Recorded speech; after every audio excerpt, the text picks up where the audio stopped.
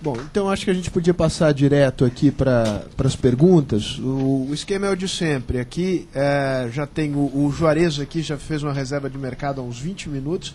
Depois é o André.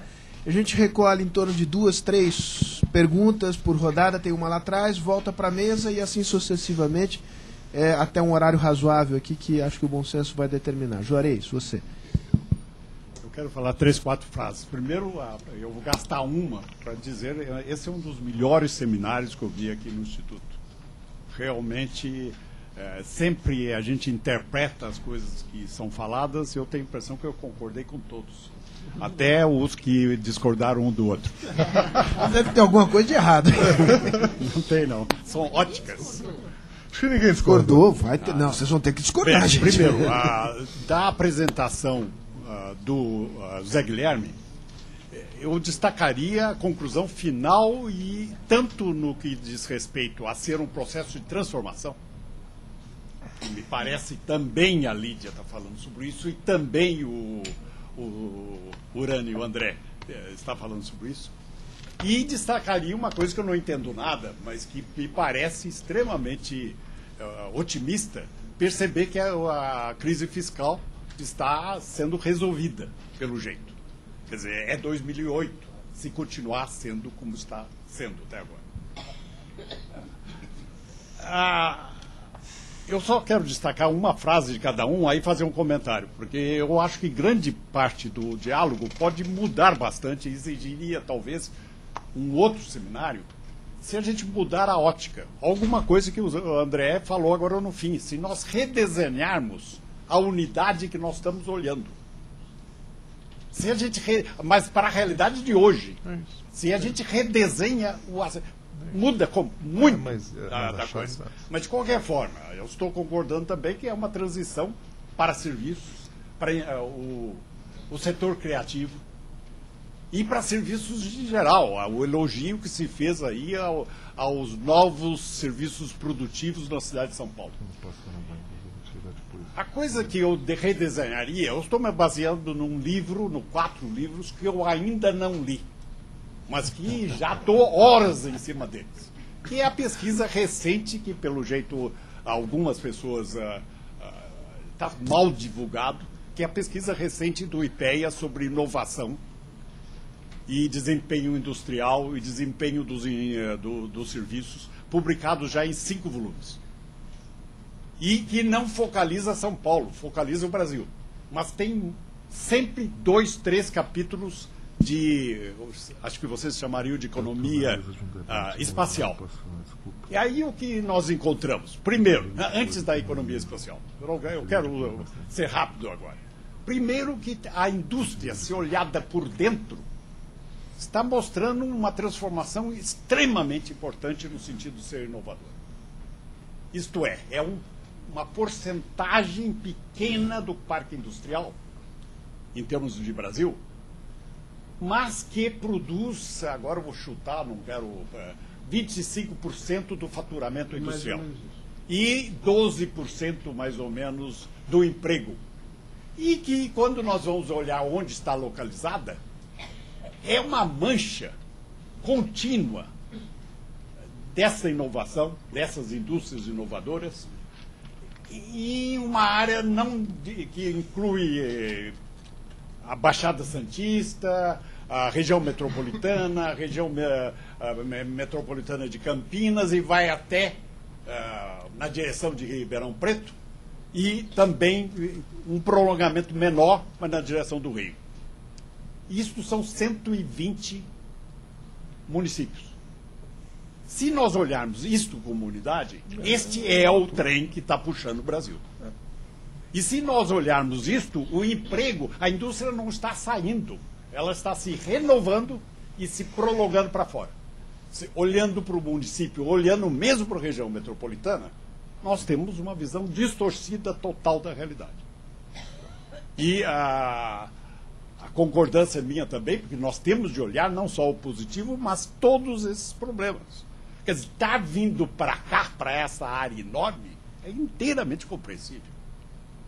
Os empregos criados nos serviços também são muito maiores do que nós pensamos quando olhamos só para a região metropolitana. Quer dizer, tem uma frase no estudo que diz o seguinte: uma maior desconcentração desses serviços produtivos modernos, adiantados, está imediatamente grudado em São Paulo, em 100 quilômetros para dentro, por dentro do interior. Eu acho que esta é uma visão distorcida muito. Quer dizer, eu estou concordando com vocês, mas no momento que nós tivermos uma desagregação desses dados sobre inovação, sobre exportações, estão concentradas aí, com prêmio, quer dizer, acima do mercado de cada setor. As firmas inovadoras estão exportando com até 30% a mais no preço. Está se pagando inovação. E esse processo está em curso. Por isso, eu tenho a impressão que talvez a frase que eu concordaria mais com o André, eu concordo com todos os problemas se concentrarem nas regiões. Você provou, mostrou isso, nas regiões metropolitanas. E São Paulo é a pior. Mas eu concordaria naquela frase locomotiva emperrada. E eu interpretaria um pouquinho diferente. É uma locomotiva que está ultramodernizada e está emperrada. Eu acho que esse enfoque diferente, simplesmente delineando o que nós estamos olhando, muda muito o que a gente vê. André. Bom, nós estamos falando do São Paulo, declínio ou reinvenção, né? Dentro dos dados que o André mostrou, são exatamente aquilo que a gente enxerga na cidade. Isso daí é a primeira vez que eu vi os dados colocados assim, mas é exatamente a sensação que se tem. Com relação a evitar o declínio, que acho que é o primeiro estágio, a gente percebe que São Paulo tem problemas complexos. Se você não tiver uma política social metropolitana, você tem problemas complicados, porque por mais que você invista no social aqui na sua cidade, você tem exportação do problema de todas as cidades do seu entorno. Isto é um fato real. Se você descer aqui embaixo no Vale do Anhangabaú, 20% da população de rua que está aí é de Osasco, é de Jandira, é de Santos, que descarregam diariamente lá na estação do Jabaquara as combis com os moradores de rua deles. Isso é um problema. O saneamento, que enquanto a gente tenta despoluir Guarapiranga e os rios, aqui Guarulhos, como está a montante, não se preocupa com o saneamento básico e descarrega o esgoto dele, 100% do esgoto dele, dentro dos nossos rios. Com relação... Então, acho que isso é um problema, você tem que ter políticas públicas inovadoras, isso quer dizer, no caso do social, sair das políticas assistencialistas católicas, que resolvem a nossa culpa, mas não resolve o problema do outro, né, e para coisas objetivas para dentro do que a gente quer. Um dos pontos que assusta o desenvolvimento, não tem dúvida, qualquer empresa estrangeira que hoje vem para cá procura isso que vocês estavam falando com relação a bem-estar, qualidade de vida, segurança dos funcionários. Os multinacionais têm problemas gravíssimos de trazer gente que aceite ficar em São Paulo, não tanto pela violência, pelo tipo de pobreza que tem em São Paulo, quando o cara dá uma volta e vê, se a gente sai daqui deste entorno e vê para fora, que você percebe que é uma pobreza bem abaixo da linha de pobreza e uma miséria quase irrecuperável pela dimensão. Aí a gente vai para a grandeza que o André, pelo tamanho que o André Urani fala, que assusta você imaginar de ter, como é que faz para resolver um negócio tão profundo e tão complexo como é. Outro lado é o desenvolvimento. O desenvolvimento, em função do tamanho, você tem que buscar as regiões da cidade, que têm características muito específicas. Então, se você não tiver agências de desenvolvimento para polos regionais, até porque você tem que expandir o desenvolvimento da cidade na geração de emprego local. Não é possível o cara pegar um ônibus em Cidade Tiradentes, onde moram 350 mil pessoas, tem 8 atividades comerciais legalizadas, 8, e ele anda 2h30 para chegar em uma agência bancária que nós levamos agora na marra. Então, isso para dizer um local. Isso é no município. Não, isso é um bairro. Dentro do município de São Paulo. Dentro do município de São Paulo. Ou mesmo você vai para mais pobre do que isso, é São Mateus e outras regiões. Quer dizer, onde esse pessoal vem trabalhar? Aqui. Então, é 1h30, 2 horas, 2h30 de transporte. Quer dizer, você tem que levar atividade comercial com políticas de desenvolvimento locais, inclusive política fiscal. É pegar o call center e enfiar lá em Itaquera, baixa o ISS para ele lá, no núcleo de Itaquera, em 50 mil metros quadrados, que o cara se instale lá e vai gerar emprego lá. Esse é um ponto importante, eu acho, da questão, né? As políticas sociais, política de habitação, tudo isso que a gente sabe não tem, a cidade não tem, há anos não tem, continua se repetindo o problema.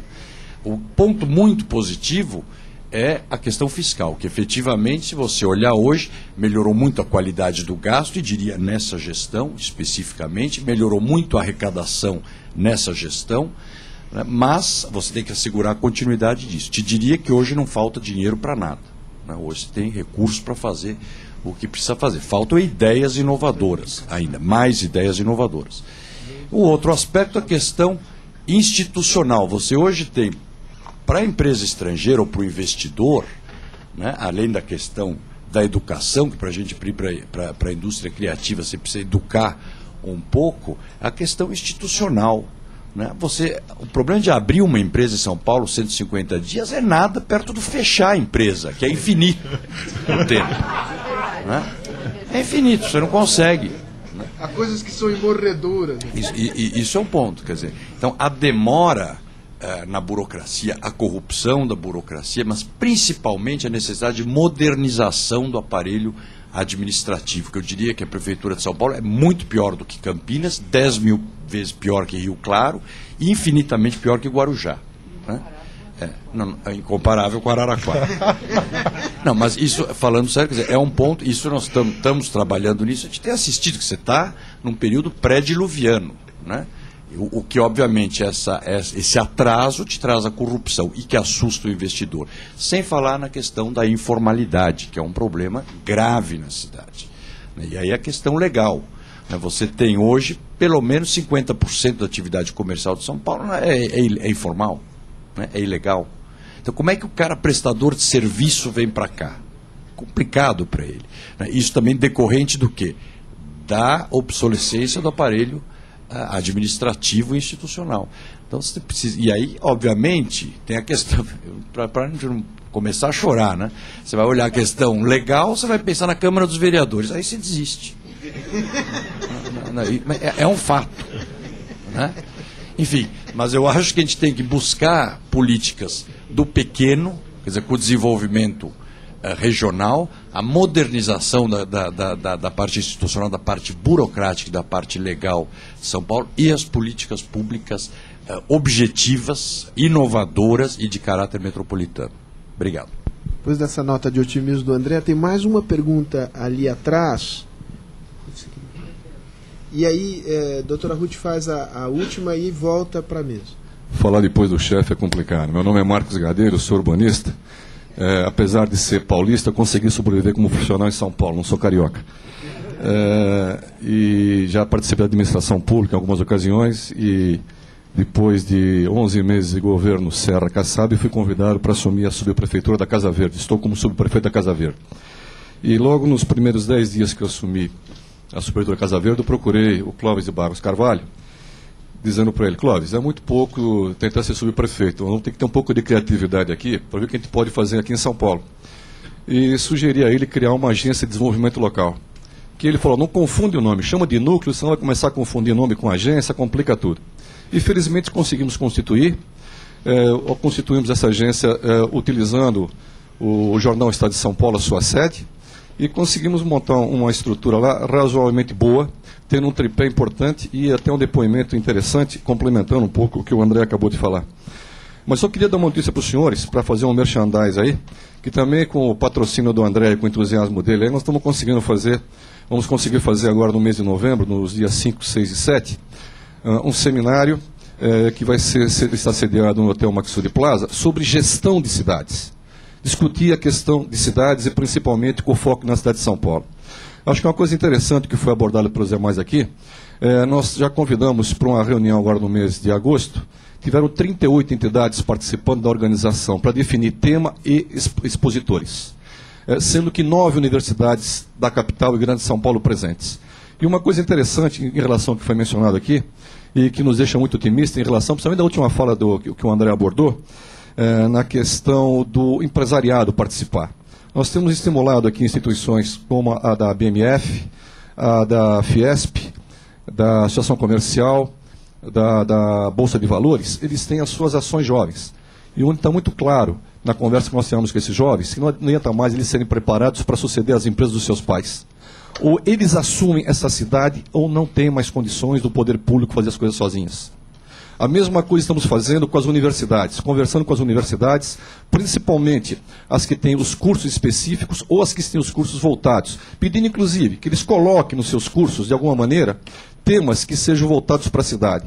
E fazer um certo desafio para as universidades públicas que tenham nos seus trabalhos de conclusão ou de pós-graduação temas voltados para o interesse coletivo da cidade de São Paulo. É obrigação, pelo menos, de um retorno do que a sociedade paulista dá para esses alunos que têm esse acesso a essa universidade.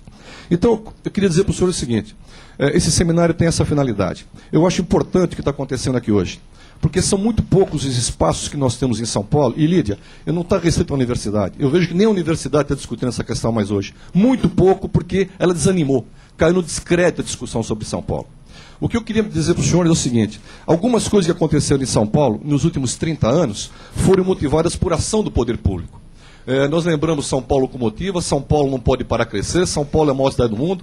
Na década de 70 e de 80, esse era o grande chavão, tá certo? Chegou um momento que falou o seguinte, peraí, São Paulo precisa parar um pouco, não pode crescer tanto, principalmente pela poluição das suas indústrias. Aí surgiram duas leis importantes, a lei dos mananciais e o macrozoneamento industrial, que fez com que as indústrias saíssem de São Paulo, da grande São Paulo, ou ficassem limitadas. Na década de 80 e 90, com o projeto de interiorização do desenvolvimento, então criou-se o raio de 100, 200 metros para que as indústrias fossem serem abrigadas. Então a questão econômica gerou em função disso. Então o que eu queria colocar, e que eu acho uma demanda necessária para São Paulo, uma demanda que São Paulo tem que atender, que é o grande problema que nós sentimos na administração pública. Quando eu cheguei na subprefeitura da Casa Verde, o primeiro que estava lá, que chegou antes que eu sou o 5º subprefeito, tinha apagado os computadores e levar as plantas embora. Quer dizer, como é que você pode, numa cidade que tem esse perfil de mentalidade pública, as coisas darem certas?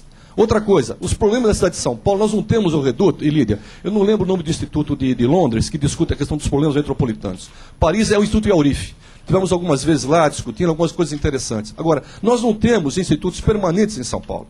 A Implaza foi criada com uma finalidade, mas tem o seguinte, a hora que ela fica restrita à questão pública, ela não tem continuidade. Então eu concordo plenamente quando coloco. Temos que achar um caminho misto em que a iniciativa privada, com essas entidades todas, sejam corresponsáveis e desenvolver um instituto. Não sei se é agência ou se é um Instituto de São Paulo que tenha corresponsabilidade nesse processo. Então eu só queria parabenizar por esse evento e dizer o seguinte, eu acredito que São Paulo tem solução.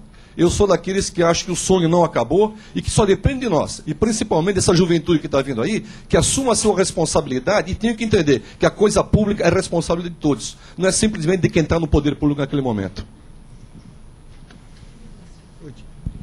Isabel. Esse intervalo, só lembrar que quem roubou os computadores não foi dessa gestão, não. Foram os anteriores, quando você chegou lá.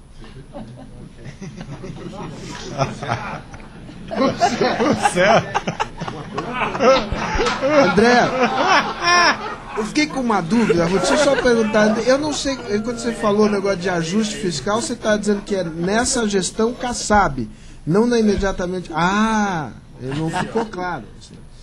Vai ter gente fofoqueira no mundo, né? Você fez uma provocação.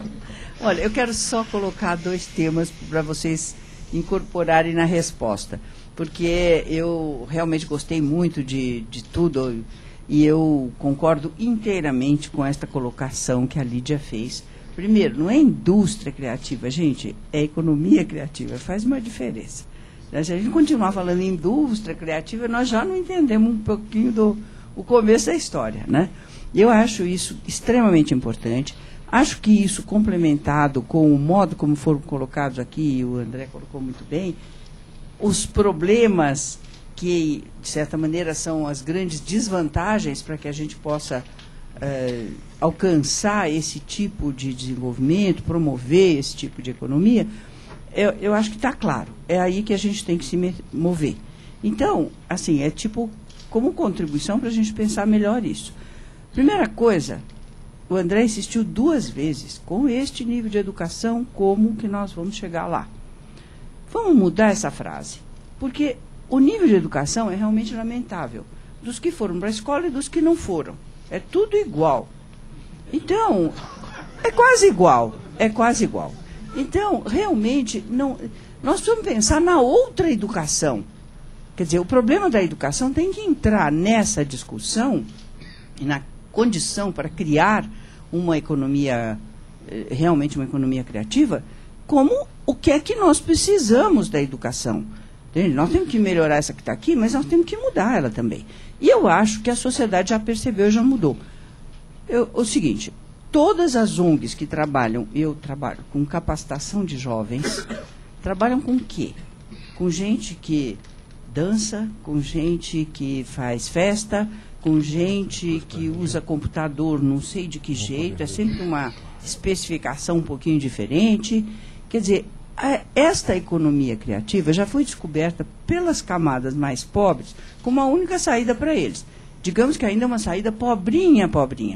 É um jeito de ter um dinheirinho, né? Não é um jeito de ser criativo. Mas eles já descobriram isso. E por que isso existe? Porque não existe na escola. Porque isso tudo faz parte de uma educação que deveria estar na escola e não está. Não é? Mas isso existe. Quer dizer, todos os meninos do funk, as Antônias da vida que vão para a televisão outra vez nessa semana, né, da Vila Brasilândia, a gente está olhando muito pouco para algo que nesse nível, no nível do comecinho disso, mas não ainda como uma expressão econômica, mas que tem uma expressão econômica para essa gente, que é aquilo que você está dizendo, eu preciso desenvolver esse empreendedorismo da pequena empresa e tal. E outro tema, então, esse tema da educação, eu acho que não podemos mais repetir que não dá para desenvolver porque não tem educação. Não dá para parar de desenvolver sem um nível educacional e com esta educação. Com essa não dá mesmo. Agora, eu acho que o outro tema que faz parte dessa discussão de como implantar uma economia criativa é o tema de gênero. São as mulheres. Ninguém falou das mulheres. E todas as coisas mais inovadoras que existem... você ia falar. Desculpa. Então eu não vou me adiantar. Mas realmente, neste país, ou os economistas põem na cabeça que tem que tratar desta economia, que é em grande parte informal, mas elas são realmente hoje uma parte tão importante da força de trabalho e uma parte tão importante da mudança nesse país, da mudança cultural e tal, não dá para não falar nela, se a gente quer chegar lá, numa economia criativa. Não vou falar mais do que o Sérgio vai falar na segunda parte, né? Não, eu não vou falar não, eu vou fazer a palavra voltar à mesa aqui pela sequência que nós adotamos de início. Zeg, Lídia e depois André. São tantos comentários, eu vou selecionar 4. Primeiro, a economia criativa, que eu acho que foi o tema muito bem lançado. Acho que é o caminho, acho que o caminho de muitas cidades, isso foi comentado. E acho que eu concordo com... Eu e Lídia concordamos em muita coisa, talvez uma questão de ênfase. O ex-professor meu dizia que quando alguém diz que isso é condição necessária, mas não suficiente, ele está desprezando a condição necessária. Mas eu queria insistir. Você já falou nisso, então eu queria insistir na importância da condição desnecessária, mas não suficiente. Eu queria insistir na importância da condição necessária. Quando a gente está falando aqui de abrir e fechar negócio, é fundamental para esse tipo de economia, não é fundamental para a velha economia, para a estabelecida. Para a General Motors não interessa se abrir e fechar empresas demora ou não, mas são exatamente para essas pequenas empresas que estão surgindo, que são o motor do crescimento, tal como se identifica nas teorias pós-Romer e outros, é que eu acho que fazem a chave. Então, eu acho que é um tema, é mais uma questão de ênfase. Concordamos que é preciso atuação proativa, eu fiz questão de insistir nisso, mas eu só queria enfatizar as condições necessárias, reconhecendo que elas não são suficientes. O André deixou o melhor da exposição dele para o final, os 2 últimos slides, eu não podia concordar mais, acho que ele toca os temas da institucionalidade muito bem, e insiste numa coisa que talvez na minha exposição não tenha ficado clara, mas que eu acho que é decisivo, que é a participação do setor privado. Eu acho que esse é o tema que une, que garante aí consistência intertemporal nas políticas. Isso é uma experiência muito clara na maioria das grandes cidades. Na experiência americana é avassaladora, Chicago, Washington, Nova York, etc. E mesmo na experiência europeia. Então eu não podia concordar mais e enfatizar. Um dado curioso: nós organizamos aqui um belo seminário sobre Barcelona. O Santa Cana fez uma bela exposição sobre o plano estratégico de Barcelona, a importância do setor privado. A gente fez um rápido recenseamento do local, não tinha nenhum representante do setor privado naquele debate sobre São Paulo. Eu espero que aqui tenha algum. Mas eu acho que acho que isso é um pouco. Não, acho que isso é um pouco o tema. Acho que a gente tinha que. Essa discussão, acho que a Fiesp tem que ter uma discussão na Fiesp. Tem que ter uma discussão ali. Não, claro. Tem que ter um debate lá na Fiesp sobre esses temas aqui, com essas pessoas aqui, para buscar a juventude que foi mencionada aqui, o movimento jovem lá da Fiesp, tem que trazer essa questão. O professor Juarez fez um comentário, acho que extremamente interessante. Eu não diria que eu disse que a crise fiscal está resolvida, né? Eu estudo mais constante, que é uma condição desnecessária superada. Mas eu acho que é impressionante a melhoria e melhoria por muitos lados, até conversando com um dos secretários recentemente, até porque um deles assim me disse, a gente às vezes é meio ruim de gasto. Então, até pelo lado da dificuldade de gastar. Mas eu acho que, em linhas gerais, eu acho que houve bastante concordância, pelo menos nas discussões. E acho que os temas que a doutora Ruth colocou, eu não podia concordar mais. Lídia. Bom, primeiro, só para dizer que eu não acho que o ajuste fiscal é sim condição, não estou minimizando, não. Mas o que eu acho importante é a gente pensar, Juarez, pegando o que você falou. Sem dúvida, a gente sabe que o primeiro movimento defensivo da indústria, que começou já lá atrás com a abertura da economia, quando pela primeira vez a indústria brasileira teve que se defrontar com custos, né? Até então custos não era problema, a inflação fazia o ajuste, né? Naquele momento começa a haver uma saída das empresas de São Paulo em busca de mão de obra mais barata, em busca de terrenos mais baratos, transporte mais barato e muitas vezes de impostos mais baratos por conta da guerra fiscal. Se a gente analisar o perfil do movimento das indústrias brasileiras, o ajuste foi muito mais passivo. A questão da inovação, eu acho que a gente percebe em alguns nichos muito específicos. Por exemplo, no Embraer, em alguns setores do agronegócio, quer dizer, quando você pensa a quantidade de produção científica embutida num pintinho exportado pela Sadia, quer dizer, você tem lá uma série de pesquisas de DNA, de genética, enfim, você tem uma quantidade de pesquisa desenvolvida muito grande. Mas não existe ainda na indústria como um todo uma grande capacidade de inovação, um grande gasto com inovação. Eu acho que esse estudo do IPEA é um pouco otimista em demasia. Eu diria mais, nós temos uma questão que o André tem absoluta razão, porque nós temos que manter o velho emprego tradicional do pessoal não capacitado, que não vai se reciclar, porque não adianta, você não pega uma pessoa dessa, você não consegue reciclar, a não ser em níveis muito baixos. E nós temos que gerar novos empregos para as novas gerações. Nós temos os dois problemas. É por isso que eu digo que a gente não pode imitar a Inglaterra, que pôde prescindir da manufatura. Não nos foi dada este privilégio. Eu acho que é exatamente por isso a importância da economia criativa. Porque ela gera os novos empregos. Só para dar um exemplo para vocês, no Canadá, 600 mil empregos são gerados com cinema de animação. O Canadá exporta 5 bilhões por ano com cinema de animação. Isto é, jovem, com uma capacitação mediana, não precisa ser um gênio do software para fazer cinema de animação, através de um setor que é um setor muito característico da indústria criativa. Mas eu acho mais do que isso, eu acho que a indústria criativa, a economia criativa, a Ruth tem razão, é fundamental para a manutenção dos velhos empregos. Porque sem economia criativa a gente não vai gerar os novos empregos e não vai manter os velhos empregos. Por quê? Porque a indústria têxtil, que é a que mais gera empregos ainda na cidade de São Paulo, hoje em dia, depois de construção civil, é ainda o setor de confecção quem gera mais empregos, não vai sobreviver se não existir marca, design, jovens estilistas, enfim, toda a parafernália em torno da cadeia.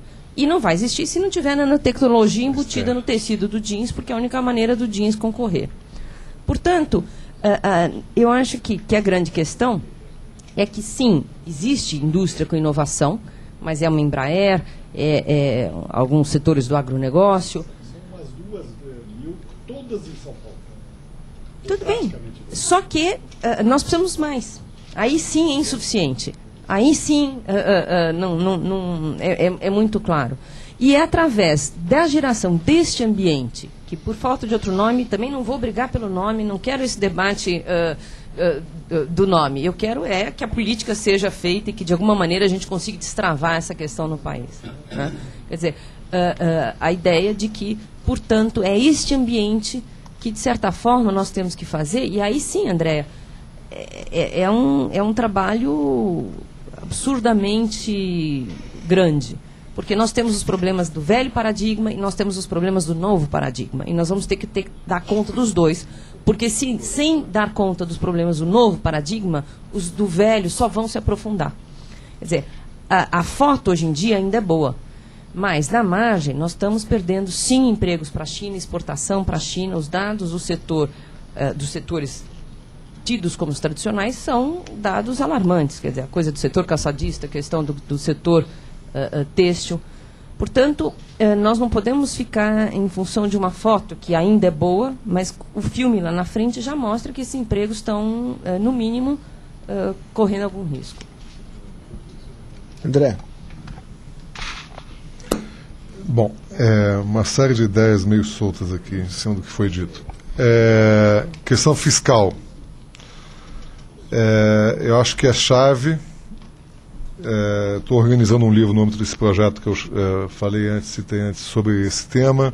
Tem um artigo belíssimo de uma colombiana falando da experiência do Antanas Mocos, do qual ela participa como secretária de Fazenda, e mostrando o quanto isso foi importante no caso de Bogotá, que a capacidade de investimento da prefeitura quadruplicou. Na origem disso esteve também uma questão que me parece chave, que a gente não falou aqui, mas que tem tudo a ver com o ambiente de negócio, que é a questão da propriedade, da regularização fundiária.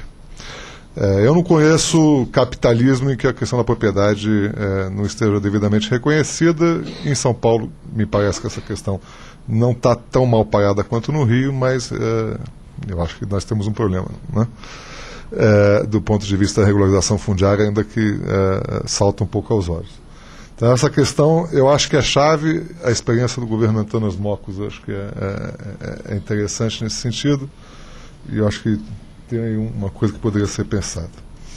Isso dito, é necessário, mas não é suficiente, como foi dito aqui. No próprio caso de Bogotá, tem um outro artigo, que vai fazer parte do livro, do Hugo Acero, que fala da experiência. O Hugo Acero esteve aqui no Brasil na semana passada, foi secretário de Segurança, e fala da queda da taxa de homicídio de 80 para 14 mil para cada 100 mil habitantes, de 80 para cada 14, de 80 para 14 para cada 100 mil habitantes, né? E ele diz que a única maneira que você conseguiu dar continuidade a esse esforço foi graças à mobilização do setor privado, da sociedade civil, através do célebre Bogotá Como Vamos, que isso me anima. Eu acho que é importante dizer aqui, está chegando aqui no Brasil. Nós temos aqui em São Paulo a experiência que está começando de nossa São Paulo, outra cidade. No caso do Rio de Janeiro, nós estamos criando o Rio Como Vamos.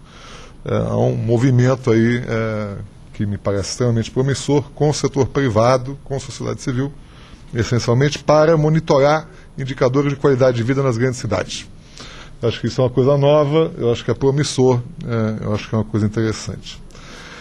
Qual o setor privado? Aí o embaixador Rubens Barbosa saiu, mas o Zé Guilherme falou do Rubens Barbosa na hora de pensar setor privado. Eu não sei o que ele está fazendo exatamente, sei que ele está na Fiesp. Mas quando eu penso setor privado num evento que tenha BMF, eu gostaria que tivessem aqui as empresas cotadas na BMF. Eu quero essas empresas. Quando eu vejo a experiência de Eurada, que já chegou a ter 250 agências de desenvolvimento numa rede ali de agências de desenvolvimento de territórios ao redor da Europa, e que hoje tem em torno de 150, quer dizer que 100 faliram. Na hora que eu vejo as 100 que faliram, que não funcionaram, são aquelas onde havia predominância de poder público e de entidades empresariais, ou sindicatos. Tem que ter empresa, tem que ter empresa que vai entrar nessa história para ganhar dinheiro. Eu acho que a gente ainda tem uma visão equivocada, até mesmo para chamar num evento como esse, como foi no caso do ano passado, com o Banco Mundial, a gente não tem capacidade de atrair para cá pessoas que podem enxergar nessa nossa conversa de maluco uma oportunidade de negócio. Acho que o grande pulo do gato é esse. Senhores, vocês têm a ganhar com isso. Apostando no setor da economia criativa, é um negócio para uma série de empresas que estão em vários setores. A gente pode identificar quais são, tem que chamar essas pessoas para conversar. Eu acho que é esse tipo de interlocução que a gente precisa avançar. A questão do Juarez e um pouco da Ruth, né, tentando costurar aí um caminho aí no meio das duas. Eu não estava querendo ser imobilista, Ruth, quando eu estava apontando o negócio da educação. Né? Agora, temos que nos deparar com ele. É a vida como ela é. E essas pessoas, eu aprendi com o Jailson de Souza e Silva, especialmente os jovens, eles vivem em sinucas de tempo e de espaço. Eles não conseguem se imaginar em outro momento do tempo, em outro lugar do que a periferia em que ele está confinado ali. E a questão é como é que se alarga o horizonte dele. Eu acho que na medida que você muda a unidade de medida, que você...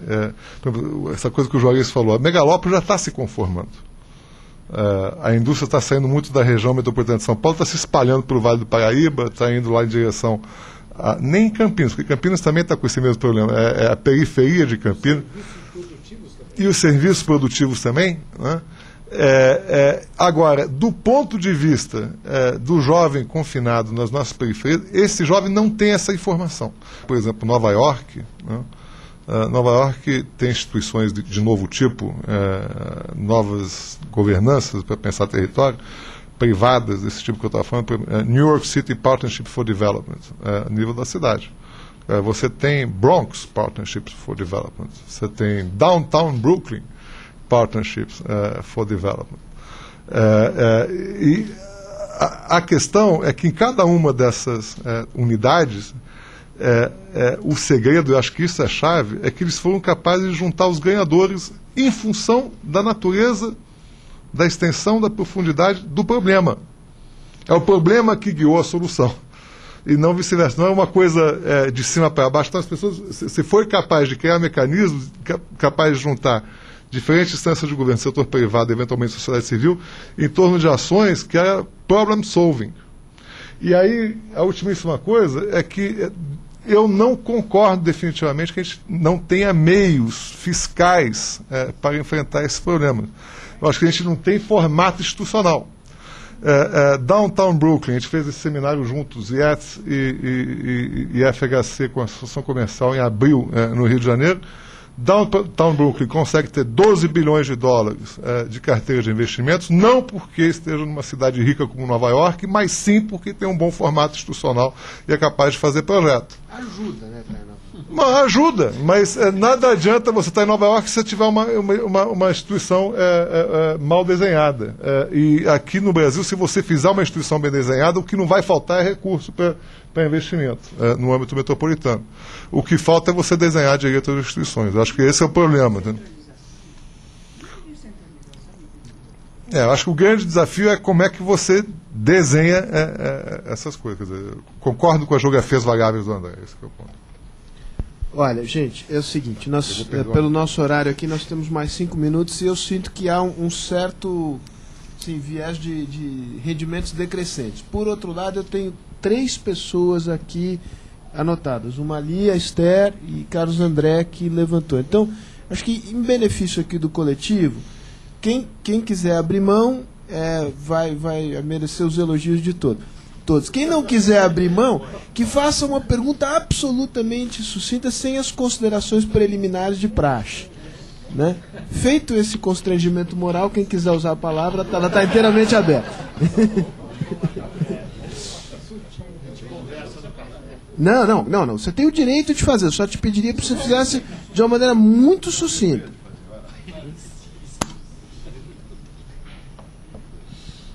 Boa tarde, meu nome é Gênesis, da Associação Comercial de São Paulo, e eu acho que a discussão que para na minha cabeça agora são algumas que envolvem, em primeiro lugar, a educação empreendedora para garantir que a pessoa de Cidade Tiradentes tenha a condição de ir lá na sua região, e aí, André, eu vou discordar desse aspecto que você colocou sobre levar a informação de que talvez em São José dos Campos aquela pessoa tenha uma oportunidade. Aí nós temos que entrar também na discussão cultural e do enraizamento familiar, histórico, daquela pessoa que não possui, não recebeu uma educação que o incentive a empreender e arriscar. A tendência dele é buscar na sua região, no seu in loco, a permanência lá e sendo desafiado a tomar 3 conduções para vir, demorar 3 horas no ônibus, porque entende que dessa forma ele está se formalizando. Então, primeiro ponto que eu coloco, a necessidade de educação formal e empreendedora na educação formalizada, na educação formal e de forma regionalizada e descentralizada. Segundo ponto que eu coloco, aí talvez uma mudança de paradigma, como transformando a ideia de desburocratização não como uma libertinagem, mas como uma forma da formalização que levaria a um controle do Estado. Então eu desburocratizo, o formalizo e trago ele à sociedade civil organizada. E por fim está na outra página anterior, só um minutinho. E por fim, a questão de incentivos fiscais. Eu tenho dúvida, eu não tenho dados aqui, mas eu questiono, por exemplo, a adoção, talvez, não que não sejam importantes, acredito que sejam sobremodo importantes, mas somente o incentivo fiscal, eu tenho dúvida em relação à capacidade dele de produzir riqueza de forma regional. Penso, e posso dar como exemplo, não sei se ainda tem hoje, mas a Prefeitura, há tempos atrás, promoveu um incentivo fiscal na região de Itaquera para empresas prestadoras de serviço. Eu não tenho os dados, mas eu acredito que, ao visitar lá, qualquer um poderá ver que não se transformou num grande centro de serviço. Obrigado. Maravilha. Esther, você abriu mão? Tá bom. Então, Carlos André. Sacanagem. Só para trazer uma questão diferente, eu sou da iniciativa privada, na verdade eu estou tomando a decisão de abrir um centro de suporte para a América Latina em São Paulo. Na verdade, eu tenho determinação de fazer isso em São Paulo. E um testemunho que é interessante, no momento que eu tomei a decisão de abrir isso em São Paulo, tem um lobista do Chile agindo nos Estados Unidos, tentando fazer com que eu mova do Brasil para o Chile o centro de suporte e mandando e-mail para mim o tempo todo para eu recebê-lo. Apesar de falar que no centro consumidor maior aqui no Brasil e que gentilmente comecei gentilmente, depois eu ignorei ele completamente, mas havia uma movimentação e incentivos claros para eu situar isso lá no Chile. Além disso, algumas dificuldades que aí são importantes. Primeiro, qualificação. Eu precisava de pessoas que falem de verdade espanhol, português e inglês. E os três, é difícil ter que eles falem de verdade os três, inclusive português. Com disponibilidade. Quer dizer, não é uma pessoa, senão fica muito caro. Senão fica tão caro que inviabiliza. Tem que ter uma quantidade suficiente para que o custo seja viável, para que o centro se viabilize. Vai acabar abrindo em Santiago, pelo jeito. Mas lá ninguém fala português. Eu sou teimoso por natureza. E o terceiro ponto é que algumas dessas pessoas vêm de outros lugares do mundo para cá. Então, de alguma forma, eu tenho que convencer uma pessoa que eventualmente está morando em Santiago para vir para morar em São Paulo. E isso é um desafio. Desafio pela parte básica, ou seja, violência, qualidade do ar, tráfego, qualidade de vida em geral, é um fator determinante para atrair investimentos. Então, é um exemplo claro de duas coisas. Primeiro, quão alerta estão os nossos parceiros latino-americanos para qualquer tentativa de investimento.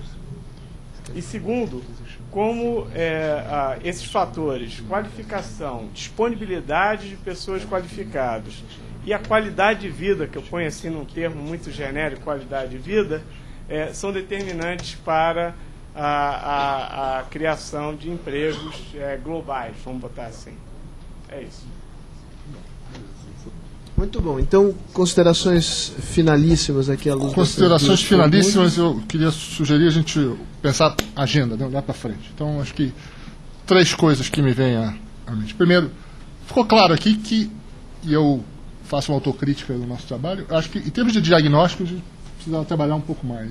O André levanta os dados aqui que são um pouco, como é que eu diria, levantam dúvidas sobre uma série de coisas, né? Então, acho que eu comecei minha carreira profissional no IBGE, conheço as dificuldades de medir PIB, acho que evitei usar os dados de PIB agregados no relatório por minha culpa, concentrei em manufatura, etc., dados de emprego, de serviços, CAGED, etc., mas acho que há muito a fazer em termos de diagnóstico, em entender esses dados sociais que são terríveis e sugerem até, né, algumas hipóteses a gente levanta, o que faz sentido a migração ter continuado para São Paulo, né, para justificar que o nível de pobreza continue baixo, enfim, coisas que eu acho que precisam ser melhor entendidas. Acho que vale a pena um esforço aí no futuro.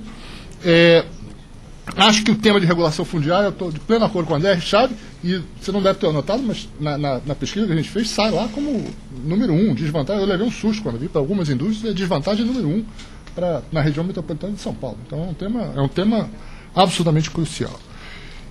Fiscal, eu acho que já temos consenso, não vou insistir, mas acho que só quero insistir num ponto, é importante para São Paulo. É importante para São Paulo, como, né, não é São Paulo para o Brasil, mas São Paulo cresce quando o Brasil cresce, né? São Paulo, as duas coisas estão associadas, e na verdade... E por fim, eu acho que essa questão dessa nova abordagem, aí eu sou mais otimista, eu estou vendo mais economistas tratando do tema. Só para dar dois depoimentos aqui, vai ter um debate em Washington em outubro sobre esse relatório de São Paulo e sobre um relatório que o BID preparou sobre Buenos Aires. Então vai ter um debate, o vice-governador Goldman vai estar convidado, vai estar lá, e vamos ter um debate grande em que uma série de economistas do BID se debruçaram sobre Buenos Aires e vai haver uma discussão sobre tendências das duas grandes metrópoles da América do Sul. E outros eventos estão aparecendo. Então, eu acho que, não sei se o Pedro Malan, mas pelo menos muitos economistas estamos nos debruçando sobre o tema. Eu acho que a questão da competitividade, a questão da busca de coisa, está cada vez se tornando uma questão mais local, né? Uma questão que está sendo trazida para o nível local. Isso não é Brasil, isso é América Latina como um todo, isso é em vários países do mundo, é trazido para a questão para o âmbito da cidade, para o âmbito do Estado, e eu acho que vale a pena a gente seguir explorando esse tema. Acho que não tem mais nada a acrescentar, quer dizer, teria um mundo a acrescentar, mas Então chega. Passou até a palavra. André, olha, segue o exemplo da Lídia, que foi maravilhoso. Não. Só agradecer. E deixo para conversar da história de Rio e São Paulo da próxima vez, mas acho que é uma coisa que é interessante se pensar um pouco em cima disso, porque algo está acontecendo no Rio e vale a pena dar uma olhada ali para discutir isso aqui. Toda regra tem sua exceção, o presidente Fernando Henrique quer fazer uso da palavra. Eu não quero usar a palavra, só para... Não precisa nem de microfone. Mas já que o André... Já que aqui foi falada a questão de agenda e também o problema da necessidade desse tipo de discussão se espraiar, eu quero lembrar que só essa semana aqui eu recebi, aqui está o André que foi presente, os chamados YPO, que foram jovens executivos de São Paulo, e ontem houve uma outra reunião cheia de empresários aqui, ansiosos por entrar em discussões concretas.